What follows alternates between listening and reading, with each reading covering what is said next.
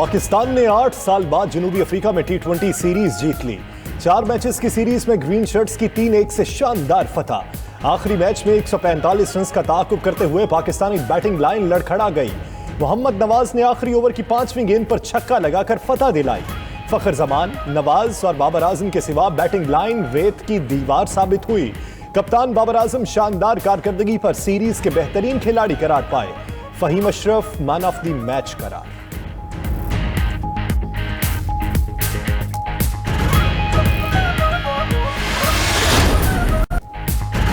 पाकिस्तान जनूबी अफ्रीका में वनडे और T20 सीरीज जीतने वाला पहला एशियाई मुल्क बन गया। सीरीज में कप्तान बाबर आजम और मोहम्मद रिजवान ने कई रिकॉर्ड्स अपने नाम किए।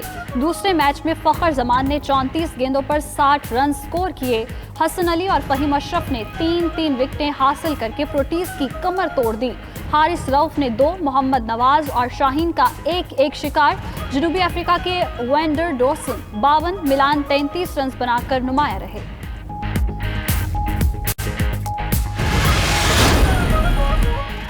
पाकिस्तानी टीम हो और मिनी हार्ट अटैक न कराए, ये हो नहीं सकता। ये जीत रमजान अल मुबारक की बरकत है। आसिफ अली और हैदर अली को अब आराम करना चाहिए। सोशल मीडिया पर मैच के हवाले से दिलचस्प तबसरे। शायकीन ने 19वें ओवर में नो बॉल कराने और छक्का खाने वाले जनूबी अफ्रीका बॉलर मागाला को भी अपना हीरो करार दे दिया। बाबर आजम के लिए भी तहनीयती पैगामात की भरमार।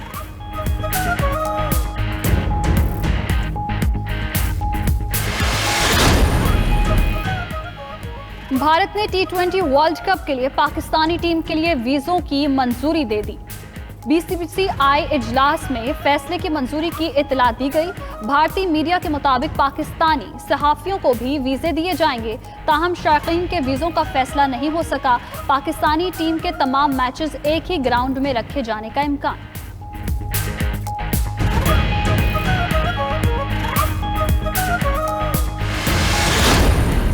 कराची के पास एक जजीरा है जो ऐसी पड़ा हुआ है बड़ी देर से।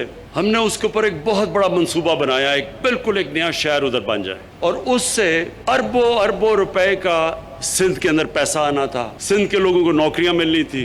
सिंध हुकूमत को हमने ये भी कह दिया कि जो नफा भी होगा वो भी आप रखें। 40 अरब डॉलर बाहर से आना था जो कि इन्वेस्ट होना था उधर। लेकिन मुझे अभी तक नहीं समझ आई कि सिंध की हुकूमत ने नो ऑब्जेक्शन सर्टिफिकेट दे के हमें कैंसिल कर दिया। सिंध के जजीरे पर 40 अरब डॉलर की सरमायाकारी आ रही थी। सिंध हुकूमत ने NOC देकर जाने क्यों मनसूख कर दिया। फैसले पर नजरसानी की जाए। वज़ीर आज़म का सक्खर में कामयाब नौजवान प्रोग्राम की तकरीब से खिताब। बोले, पंजाब में माफिया से मुकाबला था, इसलिए सिंध पर तवज्जो नहीं दे सका। अंदरून सिंध सबसे पसमानदा इलाका है, यहाँ के गांव पीछे जा रहे हैं। सिंध के 14 अजला के लिए 446 अरब रुपए के पैकेज का ऐलान।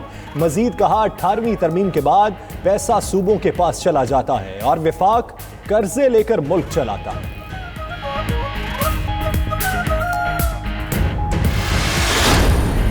$162 अरब तरक्याती पैकेज का ऐलान कराची वालों के लिए किया था। थरपारकर जिले के लिए ऐलान किया 1 अरब रुपए के मोबाइल हेल्थ यूनिट्स का। हैदराबाद शहर के लिए एक पब्लिक सेक्टर यूनिवर्सिटी का ऐलान नहीं किया, इफ्तिताह कर दिया था। K4 के लिए इन्होंने कहा कि हम टेक ओवर करके हम बना देंगे। ढूंढ रहे हैं कराची वाले। कराची के लिए पहले 162 फिर 1100 अरब रुपए के पैकेज का ऐलान हुआ, मिला कुछ नहीं। हैदराबाद वाले यूनिवर्सिटी, थर वाले मोबाइल यूनिट्स के मुंतजिर हैं। ग्रीन लाइन और K4 मंसूबा ताहाल नामुकम्मल है। मुर्तजा वहाब ने तंज के तीर बरसाए। कप्तान के लिए एक और नाम ऐलान खान भी तजवीज़ कर दिया। मुआवन खुसूसी शहबाज गिल ने मुर्तजा वहाब को जवाब दिया, सिंध में कुत्ते के काटने की वैक्सीन तक तो दस्तयाब नहीं। पैसा सिंध हुकूमत को नहीं मिलेगा, असद उमर के जरिए खर्च करेंगे।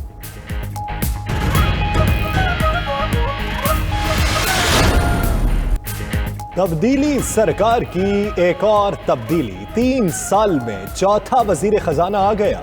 हम्माद अजहर फारिग। मुल्की खजाने की कुंजी शौकत तरीन के हाथ आ गई। तहरीक इंसाफ के दौर में पहले असद उमर, फिर अब्दुल हफीज शेख, उसके बाद हम्माद अजहर वजीर खजाना बने। अब वजीर आजम ने हम्माद अजहर को हटाकर शौकत तरीन को वजारत खजाना का कलमदान सौंप दिया। नून लीग और पीपल्स पार्टी की तनकीद। मरियम औरंगजेब ने कहा टीम की बजाय कप्तान तब्दील करें। शेरी रहमान बोली इमरान खान मैच हार चुके, उन्हें खिलाड़ी नहीं मिल रहे, म्यूजिकल चेयर की तरह घूमे जा रहे हैं।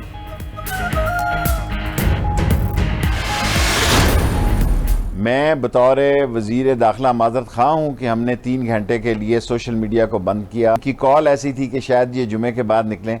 आगे से ऐसा नहीं करेंगे। मैं पाकिस्तान की पुलिस को, पाकिस्तान की रेंजर्स को मुबारकबाद देता हूँ, लोकल पंजाब की एडमिनिस्ट्रेशन को मुबारकबाद देता हूँ, कराची की इंतजामिया को मुबारकबाद देता हूँ। सोशल मीडिया सर्विसेज बंद करने पर वफाकी वजीर दाखिला की माजरत। शेख रशीद ने कहा जुम्मे की नमाज के बाद एहतजाज की कॉल दी गई थी, एम्बुलेंसेज और ऑक्सीजन सिलेंडर रोकने की इजाजत नहीं मिलेगी। टीएलपी को कलदम करार दे दिया, तहलील भी करेंगे, इनके पास पासपोर्ट ब्लॉक और बैंक अकाउंट्स बंद करेंगे।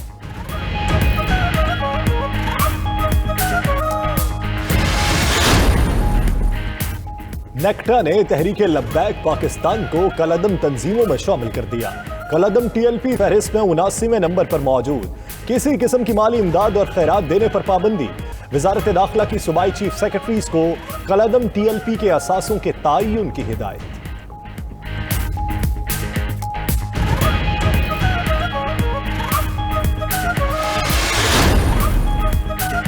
वजीर ने फ्रांस के सफीर को भेजने का मुआहिदा क्यों किया? पार्लियामेंट ऐसे खामोश बैठी है जैसे मुल्क में कुछ हुआ ही नहीं। हुकूमत ऐवान की पॉलिसी बयान से आगाह करे। पीपल्स पार्टी के नवीद कमर का कौमी असम्बली में इजहार ख्याल। अली मोहम्मद खान ने जवाब दिया, मुआहिदा यह था कि फ्रांस के वाक़े पर उनका मुतालिबा ऐवान में पेश किया जाएगा। हुर्मत रसूल और खत्म नबूवत सल्लल्लाहु अलैहि वसल्लम पर हम सब साथ हैं। स्पीकर की वज़ीर दाखिला को अमन व अमान पर पीर के रोज पॉलिसी बयान देने की हिदायत।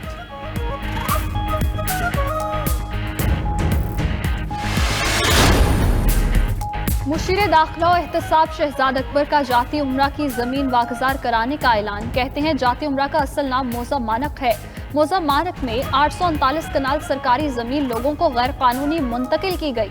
हुकूमत ने वो मनसूख कर दी। शरीफ खानदान ने कागजों में वहीदा बेगम से जमीन खरीदी।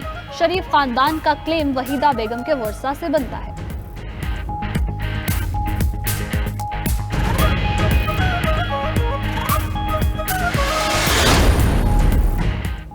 आप हमारे घरों तक पहुंचेंगे तो रद्द अमल सिर्फ सियासी नहीं होगा। राना सनाउल्लाह ने कहा कि आपने इंतकाल मंसूख करने से पहले नोटिस दिया। जो आसार रात नजर आ रहे थे ये वजीर आजम और शहजाद अकबर के अहकामात के सिवा मुमकिन नहीं है। एहसन इकबाल बोले, इमरान खान सिर्फ अपनी जिद पूरी कर रहे हैं।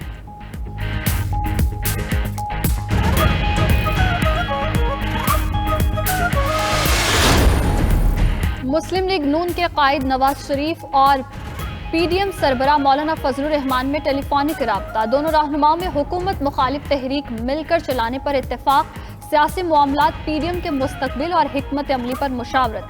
नवाज शरीफ ने मौलाना फजलुर रहमान से पीडीएम का इजलास जल्द बुलाने की दरखास्त कर दी।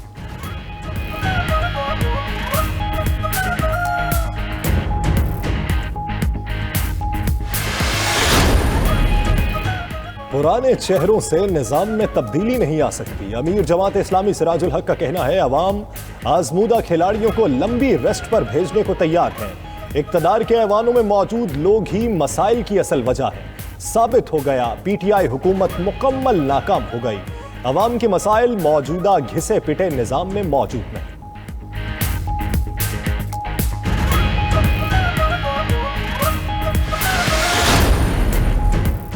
सिंध में कोरोना का फैलाव रोकने के लिए पाबंदियों में तौसी। रेस्टोरेंट में ओपन एरिया में इफ्तार से रात 12 बजे तक सर्विस की इजाजत। 16 मई तक सिनेमा थिएटर, पार्क्स, मज़ारात मुकम्मल बंद रहेंगे। हफ्ता और इतवार को बैनुसूबाई पब्लिक ट्रांसपोर्ट और कारोबार बंद होगा। तकरीबात, शादी हॉल्स और खेलों की इंडोर सरगर्मियों पर पाबंदी बरकरार रहेगी।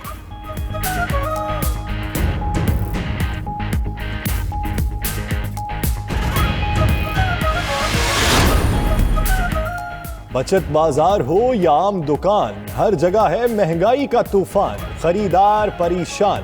फल, सब्जियां, गोश्त और दीगर अशियाए जरूरियां महंगी हो गई।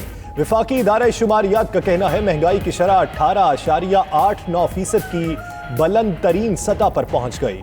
एक हफ्ते में 16 अशिया महंगी, 11 की कीमतों में कमी रिकॉर्ड की गई। आटा, टमाटर, केले, आलू, गोश्त की कीमतें बढ़ गईं। चावल, चिकन भी महंगा हो गया। भारतीय सिख यात्रियों को एक रात करतारपुर में क़याम की इजाजत। यात्री आज ननकाना साहिब से लाहौर पहुंचेंगे। खातून सिख यात्री को शौहर के इंतकाल पर खुसूसी तौर पर भारत वापस जाने की इजाजत। वाहगा चेक पोस्ट खुलवाकर चंदा परबा को वापस भेजा गया।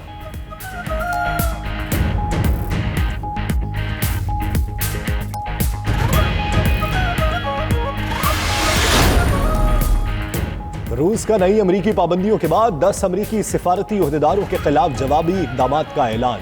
रूसी वज़ीर ख़ारजा सरगई लावरोफ कहते हैं कि मॉस्को में अमरीका के 8 सिफारती ओहदेदारों की नकलो हरकत भी महदूद की जा रही है, जबकि अमरीकी सफ़ीर जॉन सेलेवान से कहा गया है कि वो भी रूसी सफ़ीर की तरह सलाह मशवरे के लिए अमरीका वापस चला जाए।